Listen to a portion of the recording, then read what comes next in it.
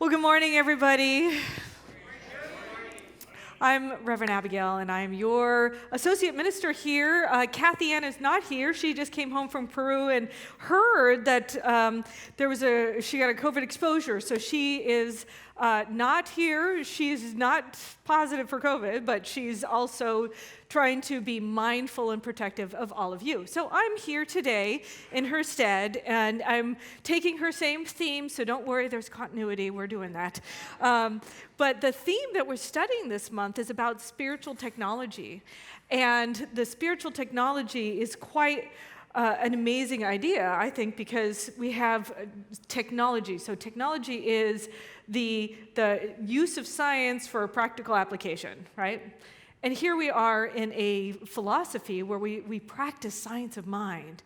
And when we practice our practices, our spiritual practices, we're proving that God works. And so this is an invitation for you to prove that God is working in your life by using this technology and trying it out for yourself. You know, we don't want you to walk in the door and just assume that what we're saying is truth. We want you to question it. We want you to test it out. We want you to take it on in your own life and see if it works.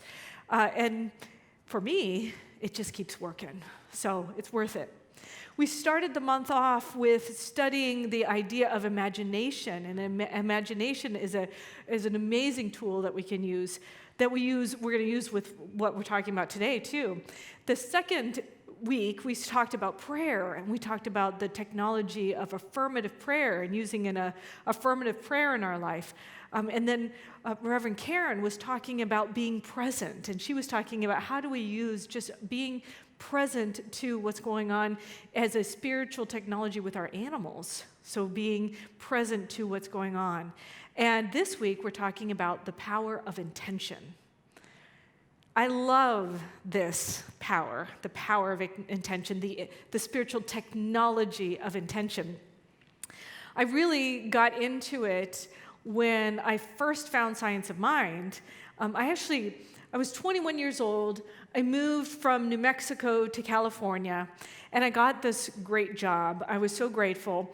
It was working internally at a staffing agency, doing their marketing.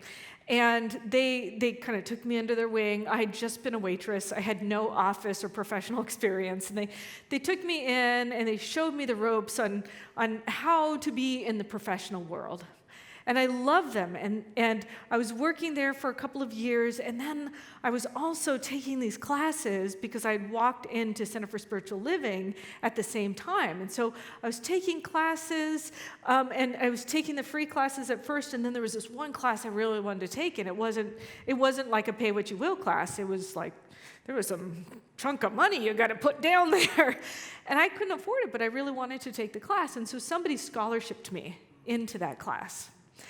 And it was really great because they were asking me these questions in the class. They were saying, what do you really want? What is something that's beyond what you could conceive of? Like, what would be a crazy idea that you want to see that God could have happen? Or what kind of goal could you put down there? And so I decided to put a goal down. I thought, okay, well, I'm making $25,000 a year, right? My goal would be to double my income, to make $50,000. And a goal is different than an intention. So a goal is kind of something tangible. It's something that you could even put objectives to. You could kind of outline, you could do a step-by-step process to get to. But intention is bigger than that. It's more broad than that. And in the class, they were asking me, well, okay, so you get this goal, you get your $50,000.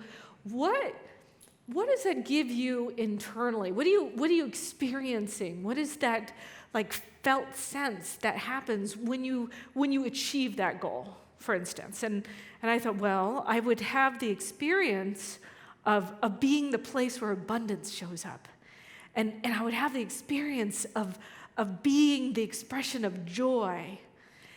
And so my teacher said, well, that's the intention. That's where you're looking at. You know, you might have this goal, but really you want to go with your intention. You want to be the place where abundance and joy shows up. And you can do that now. That's the beauty of this, is you can get to the place of intentionality now. Or if you're going on a hike, for instance, I was, to kind of get it a little bit more clarified. So I love hiking around here. I don't know about you. And I had this goal to do Mount Si. Now, Mount Si is pretty high, if you don't know. And so the goal is to hike to the top of the mountain. There it is, ta-da! But the intention is, how do I want to be in the experience? How do I want to be? Now, for me, my intention is to be present, is to be the experiencer of the beauty of the infinite. As I'm hiking, I get to see that dragonfly over there, and then that amazing waterfall that's over there in the distance. And then as I'm hiking, I see a little tiny flower that's just blooming up between the cracks of a rock. And so every moment, I'm enjoying the whole process. Now, what if I have that goal, right? The goal to get to the top, but then this big fog rolls in, it starts raining, it's like, we're not going to the top of that mountain. So I come back down. The great news is, I got my intention. And if I had just used the goal as the only place where I'm going, I would have a sense of failure, of lack, right? Because I didn't get the top. I didn't get that outside thing. But with intention, I got the inside experience of what I was looking for on this hike. So the intention was still accomplished, so I didn't have that experience of failure or lack or not enough, right? I got to experience the fullness of it. So that's the difference between goal and intention. The goal is really focused on something externally. It's something we're attached to often. We're attached to the how. And the intention is God's unfolding expression of good in our human experience. That's our intentions. I also think about how the intentions are us holding a clearly focused we have a clearly focused idea on what would be the greatest good to experience in our life. I often think of God as, God has multiple, I will say facets, multiple ways of being. God is both personal and impersonal. So the personal part is where it knows us intimately, right? It knows it created us perfect exactly as we are, and it knows that, and it's bigger than all of us, and yet we're like a part of it, and sacred and holy part of its own experience and expression. That's the personal. Then we have the impersonal aspect. The impersonal aspect is the creative aspect of God. Now, the creative aspect of God is always creating. It creates. And I think about this aspect as being kind of like a concrete pouring machine. It's just pouring that concrete, right? It's just pouring away concrete. And if we make an intention that on where we would like the concrete to be poured, then it actually pours in a direction that fills us with the experience of good. But if we don't make an intention, then it just pours wherever, and there's like a collective consciousness of intentionality, and so we're just subject to the vicissitudes of wherever kind of the group think is going, and so it's over there, and it's over here, and it's over here, and then we're like, oh, I'm such a victim because but that's because we're not being held in that idea that we are a participant in this co-creative process of creativity. And it's always working. It doesn't matter. It doesn't matter what you've done in your past or you plan on doing in your future. It's always working for you. It doesn't matter if you're sitting in jail right now or if you're, I don't know, the cat outside. Ravioli is his name, by the way, if you see him walking out there. It doesn't matter. Everything is an act of creation. And so we get to be participants in this act of creation. So I want you to pay attention to your intentions. Pay attention and make them in a way that you get to have a self-expression in that unfolding of creation. Now, there's three ways that I encourage you to activate the spiritual technology. And that is dream, do, and detach, the 3 Ds. Dream, do, detach. So the first idea is that you have this dream. And Diane Harmony, she wrote the 5 gifts for an abundant life. She's a person that I use some of this, the inspiration for some of this talk for. She has a quote that she says, "To dream is to dance in the realm of all possibilities, to step outside the box, to try on, to stretch, to grow, to be a vehicle of holy manifestation." Because here we are, and there's a metaphysical law of manifestation. We also call it the law of cause and effect.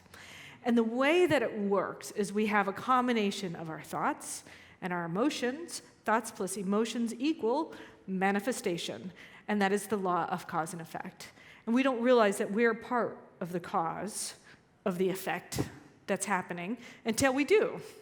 And once you learn that, then you realize that you can be at cause for a manifestation happening if you are choosing to utilize the directionality of your thoughts and your emotions in a way that fully supports your expanding good and the expanding good of others. So here's the idea. Imagine that we're swimming in the mind of God. We're swimming. Maybe you're like me, you're dog paddling. Swimming in the mind of God, stroking. The mind of God is everywhere. It's everywhere present. We're swimming in it. You can tell I'm not a professional swimmer, but God doesn't care. It's okay. We're swimming, and in the mind of God are all the ideas, all potentiality, all possibility, everything that's already been created, everything yet to be created, right? And then when we are swimming in this mind of God, we say, I'm going to be open to be the place where the fruition of God's ideas shows up. Because they're just going to be there until somebody says, yes, I am available. I am available to be the place where this higher good shows up. And whenever I say, I'm here, I'm present, it comes through the imagination. It comes through inspiration. It comes through divine downloads.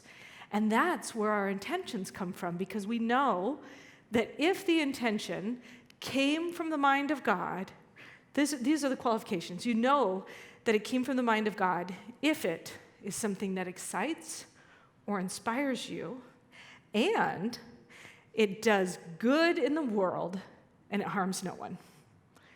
So if you get that idea and you're realizing, that's a great idea, then maybe it's a great opportunity to start doing these activities here. So the first thing is the dream, right? Number 1, dream. So back to my intention when I was 21. I wanted to be the place where abundance and joy show up. What is the highest dream? What would it look like? What would it feel like if I were the place where abundance and joy showed up? What would that be in my experience? Well, I feel like abundance for me would be fully supported and having all my needs met, and so maybe something that had all my health care was taken care of, and my medical and dental, like I was supported by the universe. It supports me, and I'd be paid in a way that I could buy scholarships for other people to take classes, and the joy would show up. I could be valued for the gifts, the unique gifts that I bring to this world, and then I could give them away, and it would be uplifting for other people, and that would be an experience of joy in my life. So I'm just dreaming, right? I'm just dreaming. So this is what you do. You dream. You just dream, and you just kind of play in the realm of what that intention might look like or feel like without attachment, right? Just be playing. And then the second thing is you do. Now, I know all the type A people in here are like, yeah, give me that step-by-step doingness. I am going to go out in the world, and I'm going to go do this. Well, it's a different type of doing. This is the type of doing that's spiritual doing. So we do our spiritual practices in alignment with our intentions. How do you do that? You write down, I'm so happy and grateful now that I am the expression of abundance and joy. I'm so happy and grateful that it shows up in ways that I can't even imagine, that I'm fully supported by the universe, right? So you're writing this down. I'm so happy and grateful now that. You write it over and over and over and over. You dwell in that realm. You feel what it feels like again and again and again. That's what spiritual practice is. You just keep doing it. And another way you can do is you can put it into an affirmative prayer. You can put that affirmative prayer to work. You could say, oh, I am the place where abundance and joy shows up right here and right now, and write out your 5 steps for an affirmative prayer. And then you can speak that prayer. Say it out loud. Invite practitioners to pray with you, for you. Invite the community to see that highest good and to claim it on your behalf while you're doing it as well. That's the spiritual practice. That's the doingness of it. So you dream it and you use your imagination, which we talked about the first week. The second week you do it. You do the prayer and the invitation to community. And then the last thing is you detach and you listen. You detach and you let go.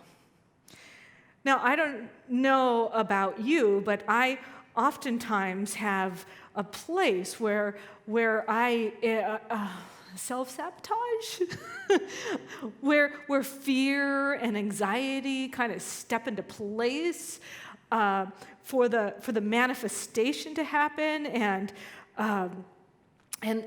maybe I do things that are not in alignment with that highest good. So when I first had this idea of having this job, I had I was swimming in the divine mind, and this idea popped down, and it was like, what if you worked at Stanford University? Now, I was working for a staffing agency that our client was Stanford University. So I was literally on campus 3 days a week, walking around, talking to our clients at Stanford, inviting them to tell me how our temps are doing. And I knew that Stanford was in alignment with my values and integrity, and it would be a dream place to work at. So instead of listening to my intuition and finding guidance, I just decided to quit my job right then and there and apply for a job at Stanford. Now, that was just before 9/11 happened. Stanford went on a hiring freeze once 9/11 happened, so there I was without a job. And everything, all the fear and the anxiety and everything was confronting me. What am I going to do? Now, I did do my spiritual practice. I kept doing my spiritual practice. I kept doing place where the vision. And then, you know how there's sometimes like a call, you keep getting called to that idea of, I knew it was God's idea to work at Stanford. I didn't know why, I didn't understand, but I just felt called to do that. But I also had to let go and detach. And that fear, that anxiety was kind of stopping me sometimes from moving forward. Well, then I saw this Star Trek episode. You know me, I'm a Trekkie. So here we are in the Star Trek episode, and there's Spock and Kirk, and they're going through this time tunnel, and they're going through, and then there's their crew people are being attacked by the enemy, and they're both trying to get through this tunnel, and all these people are being attacked, and Spock just walks on down, and there's Captain Kirk, and he's just like, oh. And he goes to where Spock walked through. And he can't get through. And Spock turns around and he looks at him. And, Spock, wise knower of all, he said, Yeah, well, you know what? You're being blocked by your emotions. You're being blocked by your fear, by your anxiety. It's stopping you. And he said, just let that go. Just let it go. And so Captain Kirk imagines a curtain in front of him because he literally can't go anywhere. And he imagines that curtain just falling down. And then he steps over and saves the day, right? But that's what we need to do sometimes, is sometimes we have to take a visual and say, my fear, my anxiety is stopping me from getting my greatest good. I just am going to let it go. Just let it go. And what I do, in addition to, Captain Kirk, he could just let it go and move on. I just I still see that it's there. I'm just going to pick it up and give it to God. Just, all right, God, you take this away. Now I am free to be the fullness of myself. So the third step is to detach, let go, let God, and listen. So what happened when I let go and I let God is I ended up working for another staffing agency. They found a temp position for me on campus. And I was working for a while, about a year and a half, on campus for Stanford, but not for Stanford. I was working for the staffing agency, getting paid about the same I was being paid before. And I worked there for like a year and a half. And then one day, this man walked in the door. And he's like, Abigail. And I'm like, Enrique? So a year prior, just before, or a year and a half prior, just before the 9/11 happened, and I quit my job all of a sudden, I applied for a job. But I didn't get the job. I applied for it. And Enrique was a hiring manager. And so he didn't end up hiring me, but a year and a half later, he walks into the Stanford Faculty Club, which is where I was at, and he says, oh my God, how are you doing? And I'm like, I'm great. And he's like, how's your job? And I'm like, I'm working at this job. And he says, you know what, let me take you out to lunch. So he takes me out to lunch. He said, you are the person I need. I'm like, what do you mean? He said, well, I have a brand new open position in my department, and you have the experience and the knowledge that I need, and I want to hire you right now. Full benefits, $20,000 more than I was getting paid a year. It was amazing. And people would call it a coincidence. It's a God wink. A God wink is a coincidence. It means you're paying attention and you're listening to and you're following the signs. So I ended up working at Stanford, and I had a 10-year career at Stanford University. One of the best places I've ever worked at. I loved it. Only this place is better. I mean, it was hard to leave, I got to tell you. But that's what you get to do, is you get to dream, right? Use your power of imagination. Make sure that the good that you are having for yourself is also good that benefits others, right? And you dream it up, then you get to do your spiritual practice, and then you get to detach and let go. Let God and let that guide your next step of the way. And as I was doing this process, and as I was awakening to this, as I was writing my talk, I realized that this is such a powerful tool. It's a powerful tool. It may seem simple and easy, but sometimes our lives can be simple and easy if we're just willing to be that place where God can show up to have its ideas flow through you. Because each one of those ideas, each one of those potential manifestations is like a seed. When we say yes to it, we're planting the seed. We're saying, yes, I'm the place where it's showing up. Yes, I am. And God is like the creative medium, is also like the soil.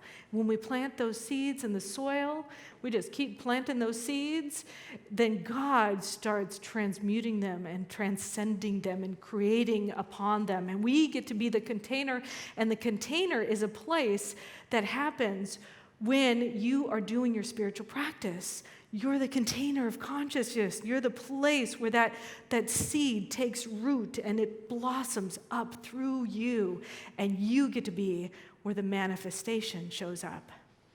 So if you want to have amazing relationships, an experience in your professional life that is causing you to be inspired, or if you want to have wholeness and well-being in your life and vibrancy and being recognized for the sacred gifts that you are, this is all you need. And then, of course, God does all the rest. So think on that and let us pray.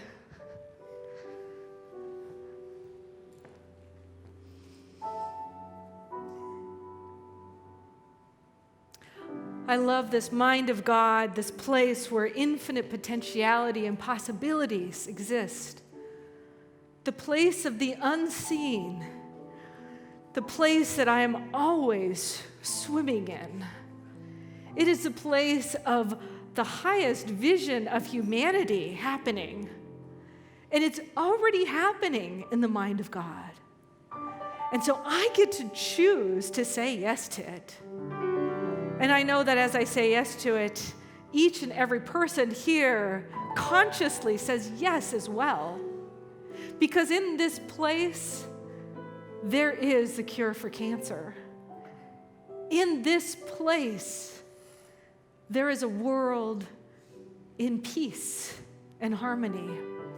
In this place, there is the idea that global climate change can change for the better. And in this place, there are inventions, songs to be sung, inspirations to be had, ways of being to embody that allow us to spread this good so that we are a world that works for everyone.